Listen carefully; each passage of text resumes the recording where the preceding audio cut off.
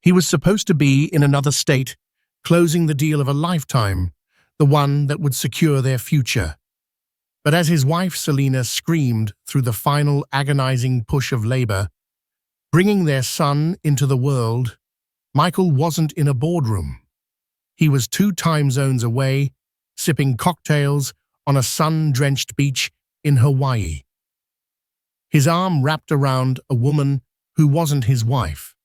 He thought his betrayal was a secret, a harmless, final fling before settling into fatherhood. But he never counted on the one piece of paper that would expose everything, a document that should have been a symbol of their new family, the birth certificate.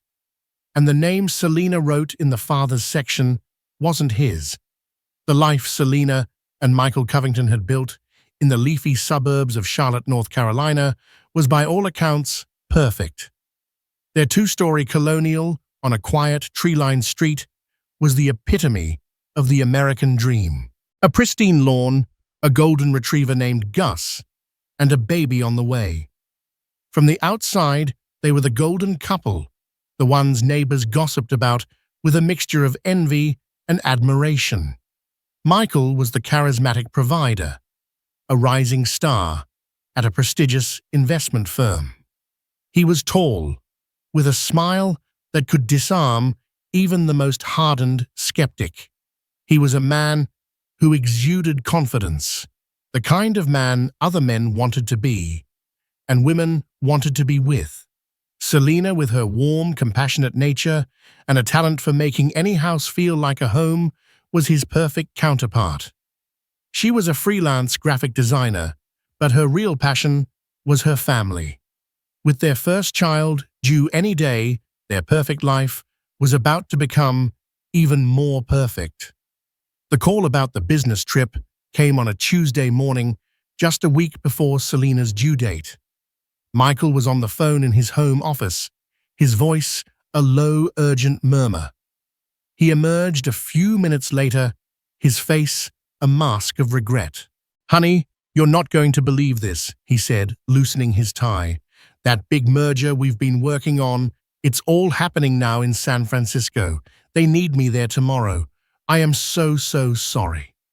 Selena, her belly swollen and her ankles puffy, felt a pang of disappointment.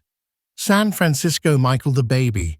I know, he said, kneeling before her and placing a hand on her stomach. "And it's killing me. But this is the deal, Selena, the one that sets us up for life. I'll be back before you know it, I promise. I'll be on the first flight home the second you feel a twinge." He was so convincing, his eyes filled with such earnest regret, that Selena's disappointment quickly turned to guilt.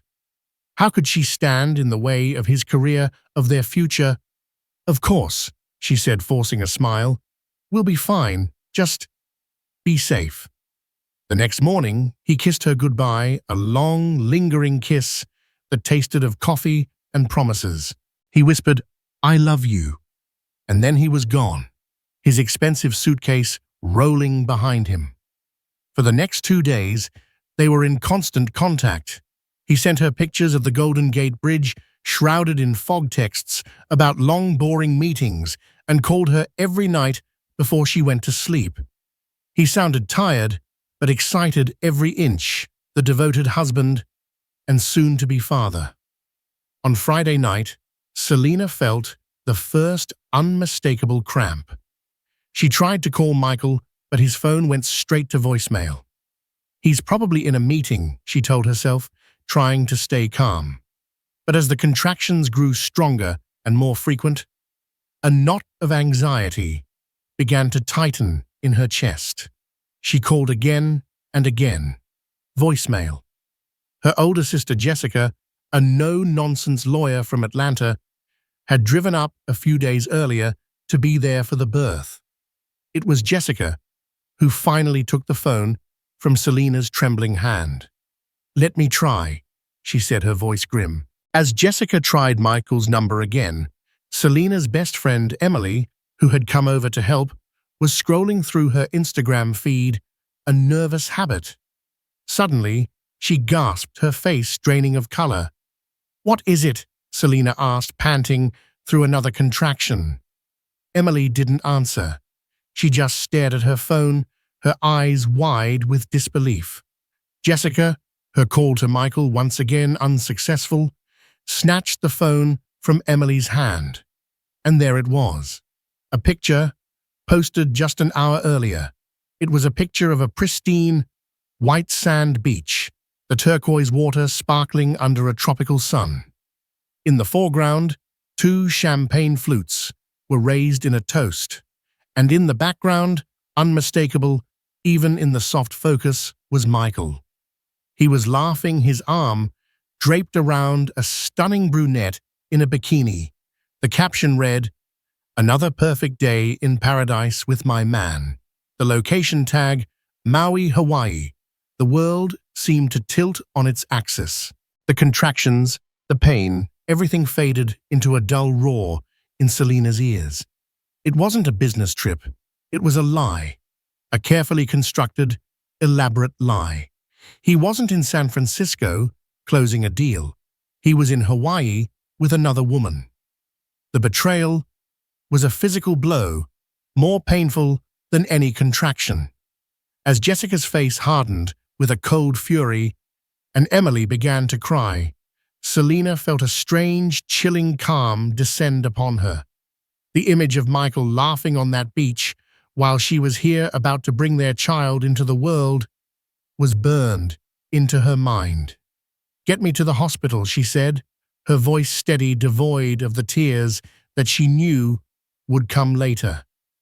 Now, in the car on the way to the hospital, the pain of the contractions and the pain of her shattered heart merged into a single, unbearable agony. Her perfect life, her perfect husband, her perfect future. It was all a lie. And as she was wheeled into the delivery room, she knew one thing with absolute certainty: nothing would ever be the same again.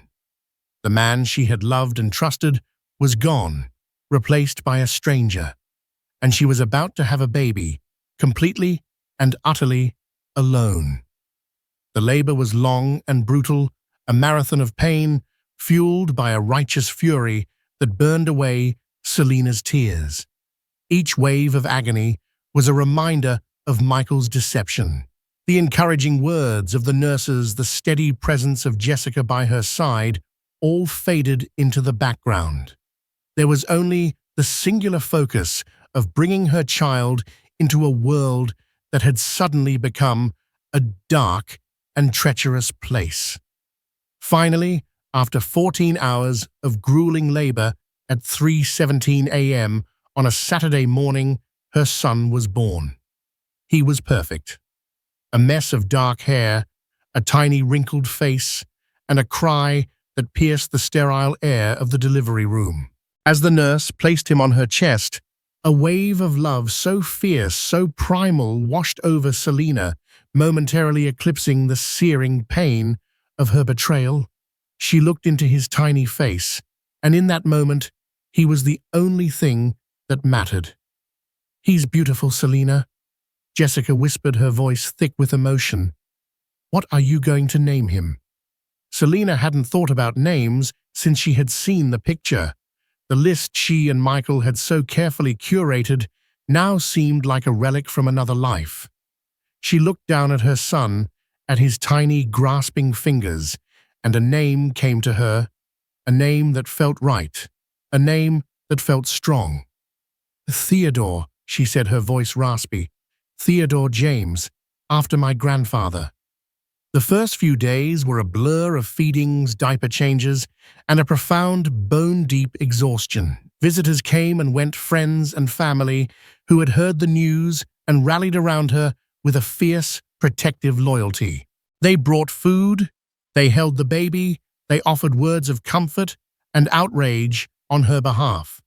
But through it all, there was a deafening silence from Michael. His phone still went straight to voicemail. Selina, numb and operating on pure instinct, focused all her energy on Theodore. He was her anchor in the storm, her reason to get out of bed in the morning. But in the quiet moments in the dead of night as she rocked him to sleep, The reality of her situation would crash down on her. The future she had envisioned, a future with a loving husband and a happy family, had been stolen from her. Meanwhile, in Maui, Michael Covington was living a fantasy. The woman he was with, Isabella Rossi, was a fiery, passionate art dealer from Milan he had met on a business trip 6 months earlier. Their affair had been a whirlwind of clandestine meetings in luxurious hotels, a thrilling escape from the comfortable predictability of his life with Selena. He had told Isabella that he was in a loveless marriage, that he was staying with his wife until after the baby was born, and then he would be free. It was a lie, of course, but it was a lie Isabella had wanted to believe. He had planned the trip to Hawaii as a final decadent indulgence before the responsibilities of fatherhood set in. He had been so careful, so meticulous in his deception. He had even bought a cheap burner phone and called Selena from the airport in Los Angeles, pretending to be in San Francisco. He had thought of everything, or so he thought. The first inkling that his carefully constructed world was about to implode came when he landed back in Charlotte on Tuesday morning. He turned on his regular phone, expecting a flood of messages from Selena, perhaps even the news that she was in labor.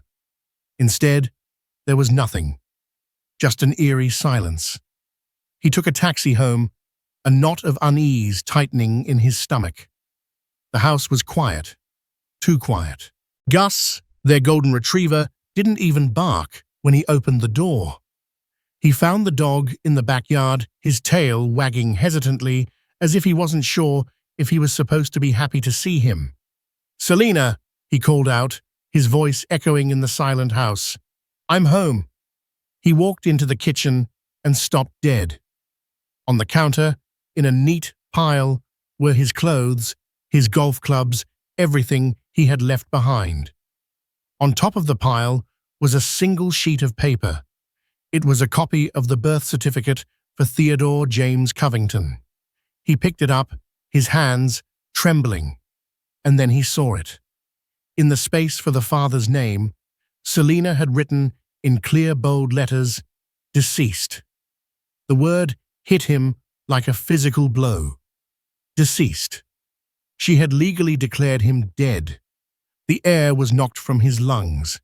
He stumbled back, his mind reeling. How could she have known he had been so careful? He frantically scrolled through his phone, his heart pounding in his chest. And then he saw it. The missed calls, the voicemails, all from Jessica. He played the most recent one, his blood turning to ice, as he heard her cold, venomous voice. "Michael, you pathetic excuse for a man. We know everything. We saw the pictures. Selena's in the hospital. She had the baby. Don't even think about coming here. You are no longer welcome in her life, or in the life of her son. As far as we're concerned, you're dead." The phone slipped from his grasp and clattered to the floor. He sank into a chair, his head in his hands. It was over. His perfect life, his perfect wife, his perfect son. All gone. He had gambled it all away for a week in paradise, and he had lost. But as he sat there, in the ruins of his life, a new feeling began to surface. A feeling that overshadowed his grief and his regret. It was fear. A deep, cold, gut-wrenching fear. Because the affair was not his only secret. It was not even his biggest one. And if Selena had been able to uncover his infidelity with such ease, what else could she find out? What other lies would be dragged out into the light? He had thought the birth of his son would be the beginning of a new chapter. He never imagined it would be the beginning of the end. And the birth certificate, that simple, official document, was not just a symbol of Selena's revenge. It was a declaration of war. And he had a sinking feeling that it was a war he was not prepared to fight. The week following Theodore's birth was a testament to Selena's resilience and the strength of her support system. Jessica, a formidable force of nature, took charge screening calls, managing visitors, and creating a protective bubble around her sister and nephew. She handled the initial panicked calls from Michael's parents, the Covingtons, a wealthy old money family from Boston who were more concerned with the potential for scandal than the well-being of their daughter-in-law. "What is the meaning of this, Jessica?" Eleanor Covington had demanded over the phone, her voice dripping with icy disapproval. "Declaring our son deceased. It's preposterous. It's slander." "With all due respect, Eleanor," Jessica had replied, her voice dangerously calm. "Your son abdicated his right to be a father when he chose to be on a beach in Maui with his mistress while his wife was giving birth. As for slander, the truth is a rather potent defense. I have photos. Shall I text them to you?" The conversation had ended abruptly. Selena, meanwhile, moved through the days in a state of suspended animation. She cared for Theodore with a tenderness that was heartbreaking to watch her love for him a fierce bright light in the encroaching darkness. But behind the serene facade of new motherhood, a storm was raging. The betrayal had planted a seed of doubt, and that seed was beginning to sprout its tendrils, creeping into every corner of the life she had shared with Michael. She started to see things she had previously overlooked. The late-night work dinners that had become more frequent in the past year.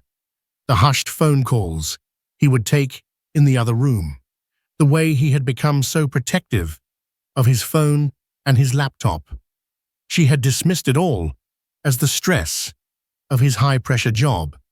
Now she saw it for what it was, a pattern of deception. One afternoon, while Theodore was sleeping, she found herself in Michael's home office. The room, once a symbol of his ambition and success, now felt like a crime scene. She ran her fingers over the polished mahogany desk, the leather-bound books, the framed photos of them together, smiling and happy. It was all a lie. On a hunch, she tried to log into his laptop. She had always known his password. It was the anniversary of their first date, but it didn't work. He had changed it. A cold knot of dread formed in her stomach. What was he hiding? That evening, as she was recounting her discovery to Jessica, a thought struck her. "The credit card bills," she said, her eyes widening. "He always handled the finances. He said it was easier that way." Jessica, ever the pragmatist, was already on her laptop. "Let's find out," she said. It didn't take them long to get into their joint accounts. What they found was staggering. For the past 6 months, there had been a series of large cash withdrawals, thousands of dollars at a time. There were also charges from high-end hotels in cities Michael had never mentioned, visiting expensive restaurants, and a recurring payment to a luxury apartment complex in downtown Charlotte. But the most damning evidence was the credit card statement from the week of his business trip. There were 2 first-class tickets to Maui, a week-long stay at the Four Seasons, charges from a high-end jewelry store, and a final extravagant dinner at a restaurant overlooking the ocean. The total was nearly $20,000. Selena felt a fresh wave of nausea. He hadn't just cheated on her. He had been funding his affair with their money she had thought was going towards their future, towards their baby. "The apartment," Jessica said, her voice grim as she furiously typed on her laptop. "Let's see who lives there." A quick search of the property records brought up the name of the tenant, Isabella Rossi. Another search brought up her social media profiles. She was a stunning woman with a life that seemed to consist of art galleries, exotic travel, and glamorous parties. And there, in a photo from a charity gala 2 months ago, was Michael, his arm around her, a possessive smile on his face. The pieces of the puzzle were falling into place, forming a picture that was uglier than Selena could have ever imagined. This wasn't a one-time fling. It was a full-blown double life. Just as Selena thought she couldn't possibly feel any more betrayed, Jessica let out a low whistle. "Oh, you have got to be kidding me," she said, her eyes wide with disbelief. "What is it?" Selena asked, her voice trembling. Jessica turned the laptop towards her.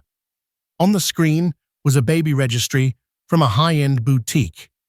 The names on the registry were Michael Covington and Isabella Rossi.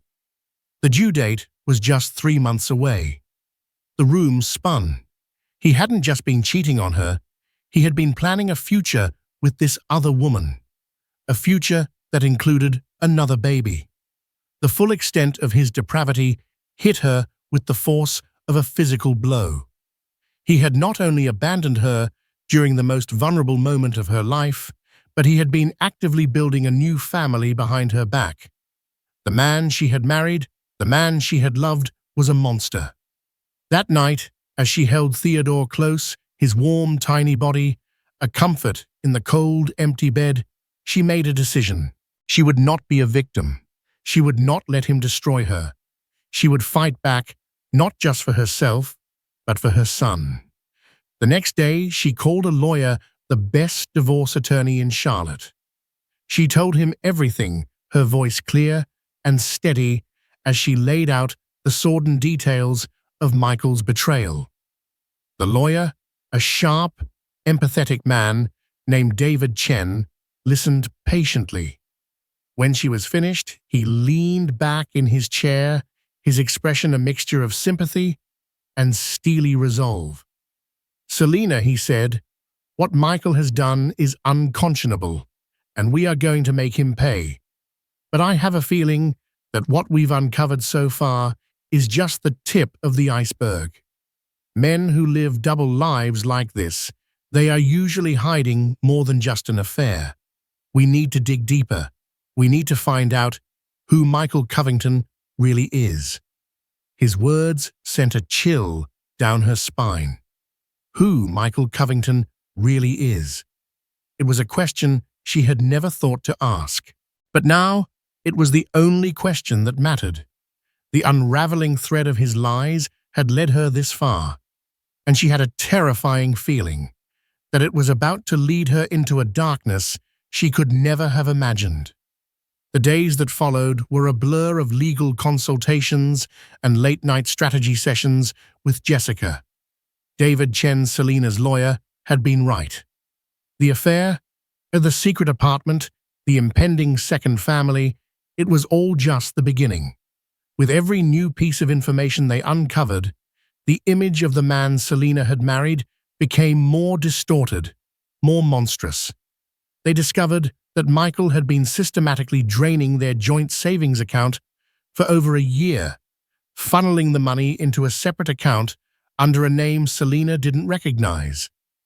He had taken out loans in her name, forging her signature on the documents.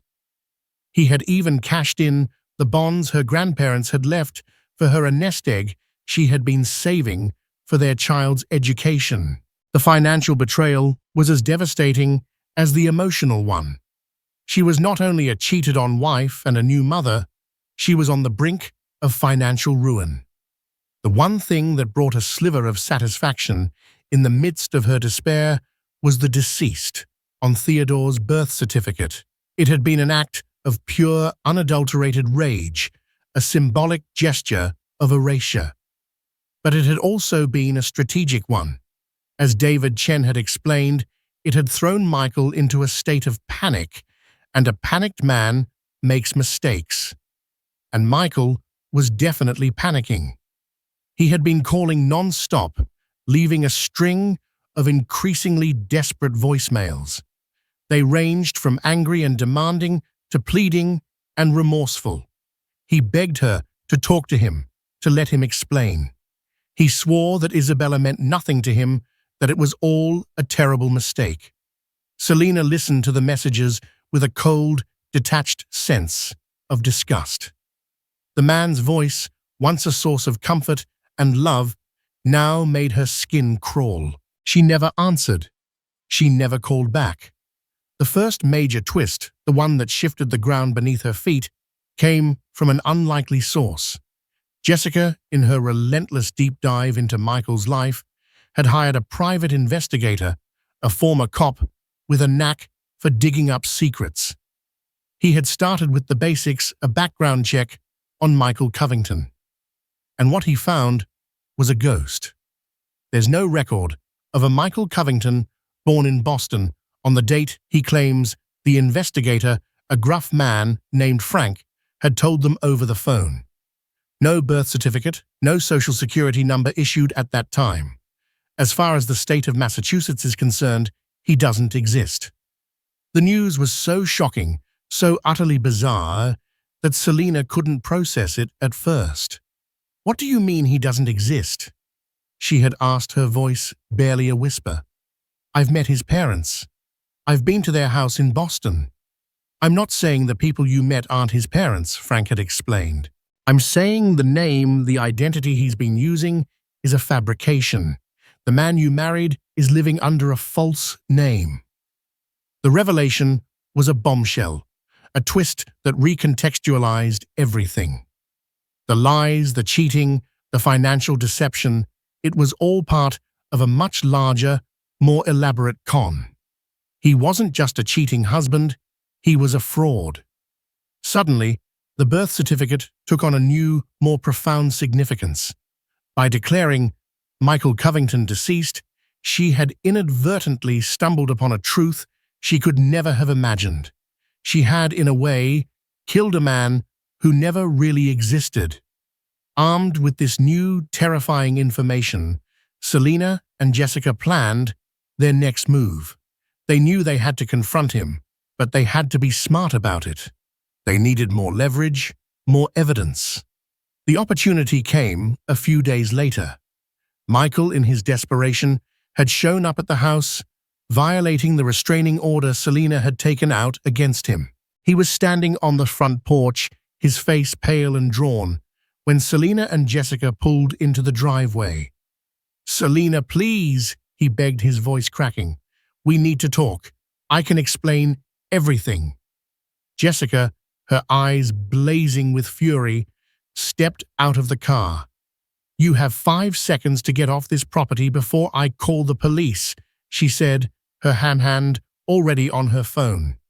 "I just want to see my son," he pleaded, his eyes darting towards the house. And that's when Selena saw her opening. She got out of the car, her heart pounding, and walked towards him. She stopped a few feet away, her expression a mask of cold fury. "You want to see your son?" she said, her voice dripping with contempt. "Then you'll agree to my terms. We'll meet tomorrow at my lawyer's office. You'll answer every one of my questions honestly. And then maybe I'll consider letting you see him." He hesitated, his eyes searching her face for some sign of weakness, of the old Selena he knew how to manipulate. But she was gone. In her place was a stranger, a woman he didn't recognize. "Fine," he said, his voice barely a whisper. "Tomorrow. Your lawyer's office." The next day, in the sterile, impersonal conference room of David Chen's law firm, the final act of their marriage began. Michael sat on one side of the long, polished table, his expensive suit looking rumpled and ill-fitting. Selena, flanked by Jessica and David, sat on the other. The air was thick with tension. David began the questioning, his voice calm and professional, as he laid out the evidence of the affair, the financial deception, the other woman, the other baby. Michael, looking smaller and more pathetic than Selena had ever seen him, offered a series of lame excuses and half-hearted apologies. Then David leaned forward, his eyes locking onto Michael's. "Now," he said, "let's talk about who you really are." He slid a copy of the private investigator's report across the table. "There's no record of a Michael Covington from Boston," he said. "No birth certificate, no social security number. So why don't you tell us your real name?"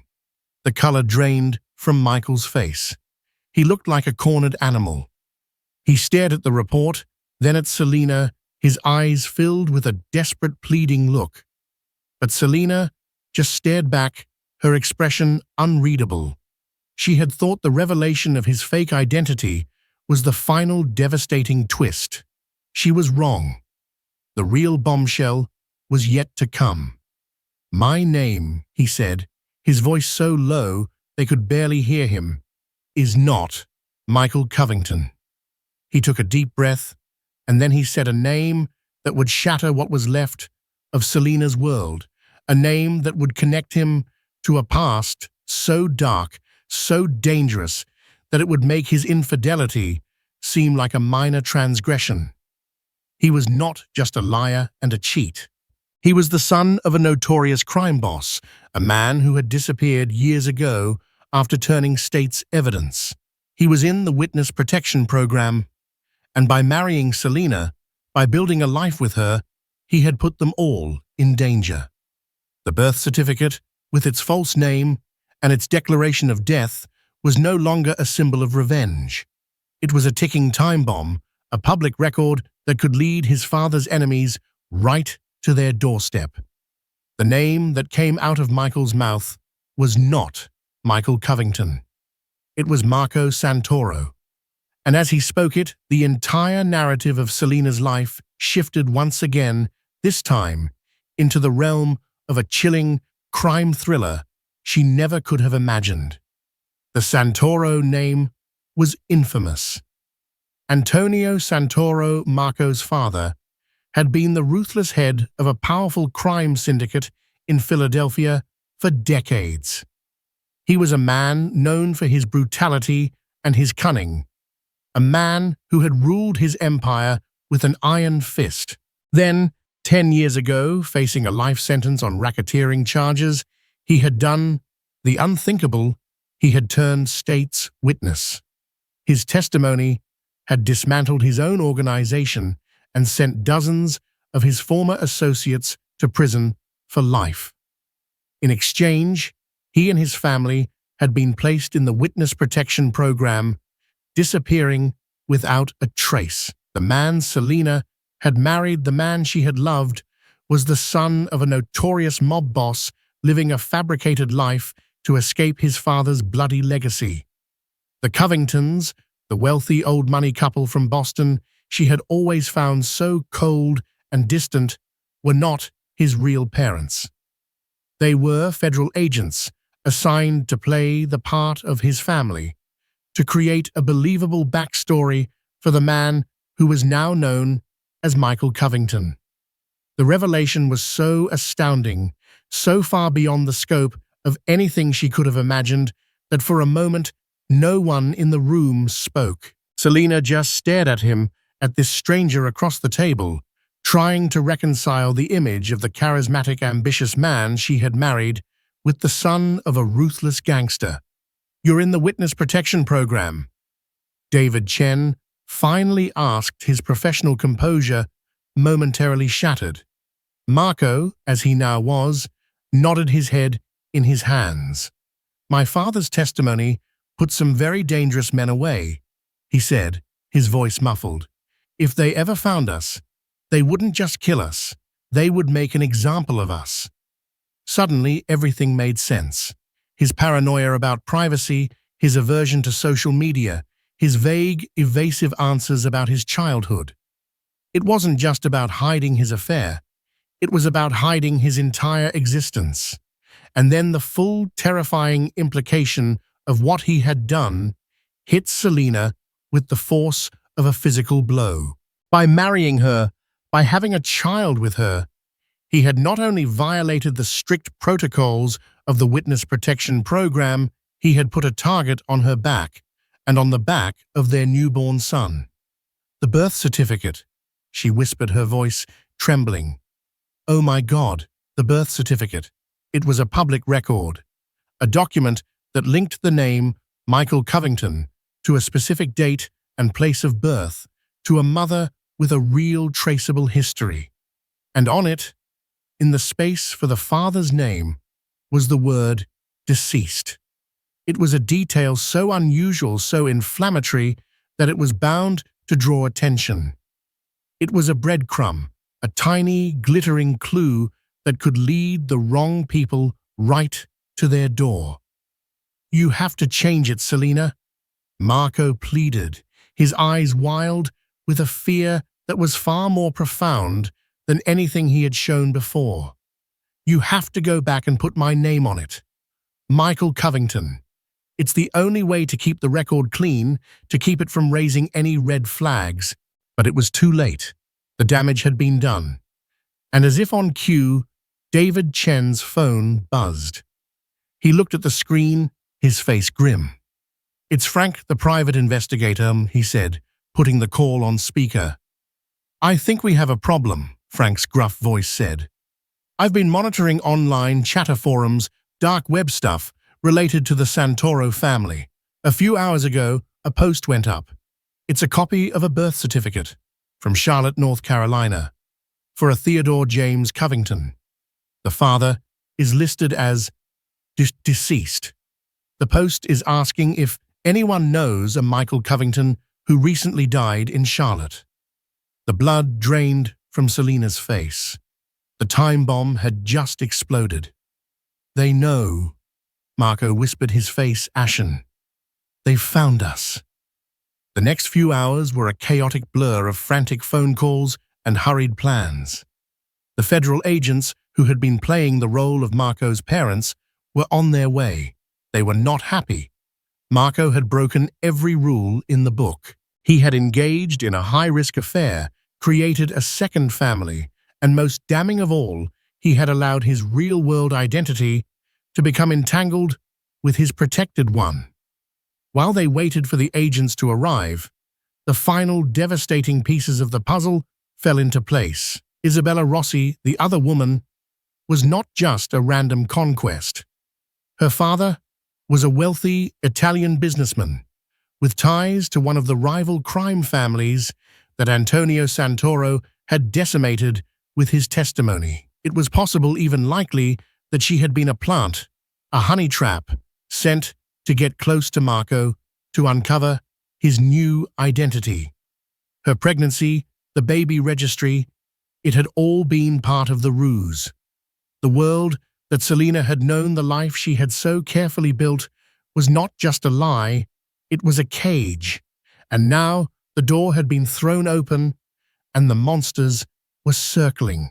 When the two federal agents, a man and a woman, with grim, emotionless faces, finally arrived, they took charge with a cold, terrifying efficiency. They told Selina that she and Theodore were now in protective custody. They would be moved to a secure location immediately. They would be given new identities, new lives. They would have to leave everything behind: their home, their friends, their family. And him. Selina asked, her voice numb, as she looked at Marco, who was now being questioned in a separate room. "Mr. Santoro has compromised the integrity of the program," the female agent said, her voice devoid of any sympathy. "He will be relocated separately. You will have no further contact with him." The finality of her words was like a death sentence. In the span of a few weeks, Selina had lost her husband, her home, her identity, and her future. She was no longer Selina Covington, a graphic designer and new mother from Charlotte. She was a ghost, a loose end in a story that was not her own. As the agents led her out of the law office and into an unmarked black sedan, she looked back at the life she was leaving behind. The city lights, the familiar streets, the whole world that had once been hers. It was all gone. She clutched Theodore to her chest, his tiny sleeping form, the only familiar thing in a world that had become utterly alien.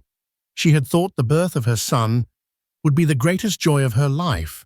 She never imagined it would lead her into a darkness so profound, so terrifying, that she wasn't sure if she would ever find her way out. The sins of her husband's father had come to claim them, and their lives would never be the same. The world that had once been vibrant and full of color was now a disorienting kaleidoscope of beige and grey. The first few weeks of Selina's new existence were a blur of sterile hotel rooms, the scent of industrial cleaner, a constant assault on her senses.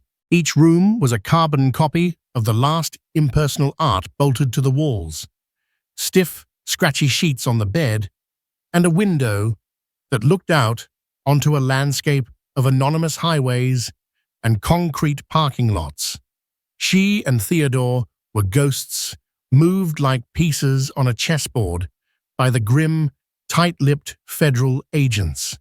They were now in protective custody, a term that sounded safe but felt like a prison sentence. Her name was no longer her own.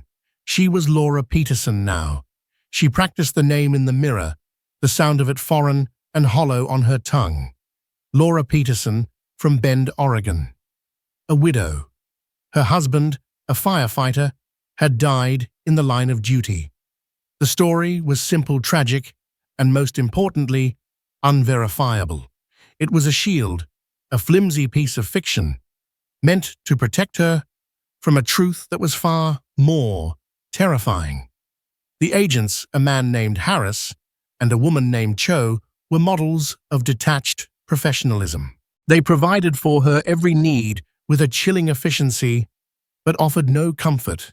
They were her guardians and her jailers, their presence a constant unnerving reminder of the danger that nipped at the edges of her life. They taught her the rules of her new reality. Never use your real name. Cut all contact with your old life. Trust no one. Every conversation felt like a test, every question a potential trap. After 2 weeks of nomadic living, they were settled. The place they were to call home was a small, 2-bedroom apartment in a sprawling, nondescript complex in a suburb of Denver. It was furnished with the kind of bland, functional furniture that screamed temporary housing. There was no history here, no soul. It was a blank slate, and Selina was expected to paint a new life upon it. The silence of the apartment was the hardest part. It was a living entity, a heavy blanket that smothered her. In Charlotte, her home had been filled with the sounds of life, the ticking of the grandfather clock in the hall, the hum of the refrigerator, Gus's paws clicking on the hardwood floors, Michael's laughter echoing from his office. Here, there was only the gurgle of the baby, the drone of the air conditioner, and the frantic, terrified beating of her own heart. Loneliness was a constant gnawing ache. She would take Theodore to the local park, a sprawling green space filled with the cheerful shrieks of children. She would sit on a bench, a forced, pleasant smile on her face, and watch mothers chat easily with one another while their kids climbed the jungle gym. She saw fathers pushing their daughters on the swings, couples sharing a thermos of coffee on a picnic blanket. Each happy, ordinary scene was a dagger to her heart, a reminder of the life that had been stolen from her. She was an island surrounded by an ocean of normalcy she could see and hear, but never touch. The agents had allowed her one final monitored phone call to her sister. The conversation was a masterpiece of stilted language and unspoken grief. "Jess," Selina had said, her voice cracking over the prepaid burner phone. "Oh my God, Selina, are you okay? Where are you?" Jessica's voice was a torrent of panicked relief. "I'm okay, Jess. I'm safe. Theodore is safe." She had to force the words past the lump in her throat. She could hear Agent Harris breathing softly a few feet away. "What's happening? Who are these people? Selina, talk to me." "I can't," she whispered, tears streaming down her face. She looked at Theodore, sleeping soundly in his carrier, oblivious to the destruction of their world. "I can't explain. Just know that I'm safe and that I love you." "I love you too," Jessica sobbed. "More than anything. Don't be a stranger, Selina. please. But she had to be. That was the rule. That was the price of survival. "I have to go," Selena said, the words tasting like ash. The call ended, and with it the last, tangible link to her past was severed. The weight of her isolation pressed down on her, suffocating and absolute. Months bled into one another. Selena created a routine, a fragile scaffolding to hold up the ruins of her life. Mornings were for walks in the park, afternoons for grocery shopping, and errands evenings for the endless cycle of feeding, bathing, and rocking her son to sleep. She was a mother, and that was her anchor. In Theodore's wide, innocent eyes, she found a reason to get out of bed, a reason to keep breathing. His first smile, his first laugh, the way his tiny hand curled around her finger. These were the small, precious moments of light that kept the overwhelming darkness at bay. One rainy Tuesday, about 6 months into her new life, she was folding laundry in the living room, the television murmuring in the background. Theodore was napping in his crib. She was half listening to the national news when a familiar face flashed across the screen, and her blood ran cold. It was Isabella Rossi. Selena dropped the tiny T-shirt she was holding and stared, her heart hammering against her ribs. Isabella was not on a beach or at a glamorous art gallery. She was being escorted by federal marshals, her wrists in handcuffs, her beautiful face a mask of stone-cold fury. The reporter's voice narrated the story. Isabella Rossi, daughter of reputed Italian crime figure Lorenzo Rossi, had been arrested in connection with a major organized crime bust. She was a key player accused of racketeering conspiracy and, most chillingly, masterminding a plot to locate and assassinate a key government witness and his family, a witness who had been living under federal protection for a decade. The story went on, detailing how the plot had been unraveled at the last minute by an anonymous tip. The information, the reporter explained, had been incredibly specific, detailing names, locations, and planned movements. It could only have come from someone with deep inside knowledge. The tip had been traced back to a burner phone purchased and used briefly in Charlotte, North Carolina, before being discarded. Selena sank onto the sofa, her legs suddenly unable to support her. A cold, sickening wave of understanding washed over her. The timing, the location, the nature of the information. There was only one person who could have made that call: Marco. It wasn't an act of redemption. It wasn't a pang of conscience for the danger he had put her and his son in. It was a calculated act of self-preservation. Cornered, exposed, and with the full weight of the federal government and his father's enemies bearing down on him, he had done the only thing a man like him knew how to do. He had sold out the person closest to him to save his own skin. He had traded Isabella's life for his own, just as he had been prepared to trade Selena's. The final betrayal was not against her, but it solidified the monstrous truth of his character in a way that nothing else could. He was a survivor, but at a cost that turned her stomach. The threat from Isabella was gone, but the knowledge of Marco's final cowardly act left a bitter, permanent scar. A few weeks after the news report, a small, padded envelope arrived at the post office box that served as her only connection to the outside world. There was no return address. Her hands trembled as she opened it. Inside was a single, crisp sheet of paper. It was an official, legally amended copy of Theodore's birth certificate. She scanned the document, her eyes landing on the space for the father's name. The word deceased was gone. In its place, in cold, bureaucratic type, was a new word, unknown. It was a final, brutal erasure, a legal declaration that her son was fatherless, that the man who had helped create him was a phantom of void. It was a severing of the last formal tie. He was not just dead to her.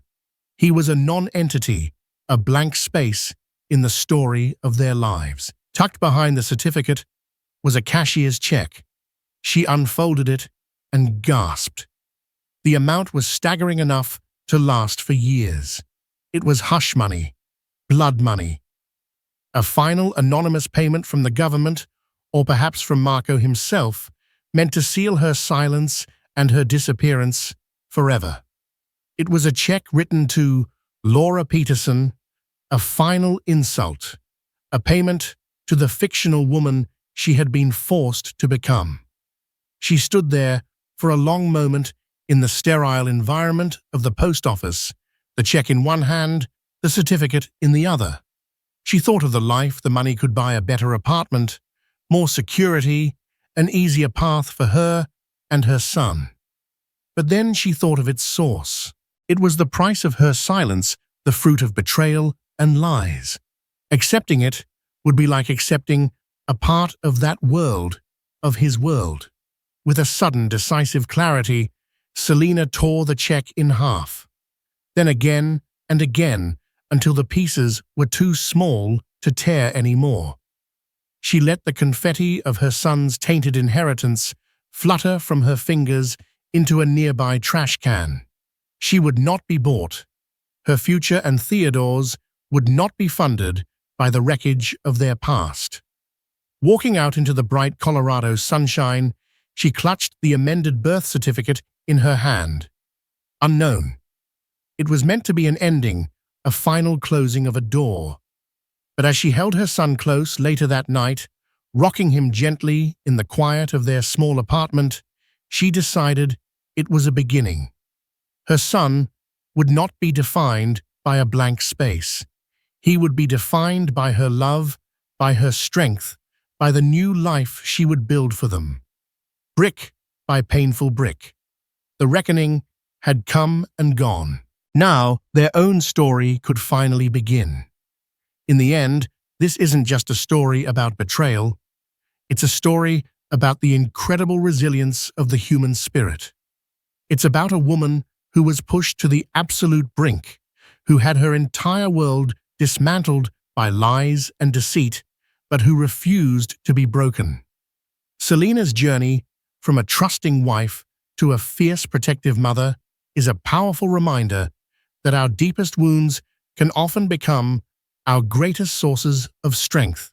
She not only survived an unimaginable nightmare, but emerged from it with a renewed sense of purpose, ready to build a new, better life for herself and her son, free from the shadows of the past. What did you think of Selena's story? Could you ever forgive a betrayal of this magnitude? Let us know your thoughts in the comments below. If this story resonated with you, please give this video a thumbs up. Share it with someone who needs to hear it, and don't forget to subscribe to our channel for more real-life stories that will leave you speechless. Thank you for listening.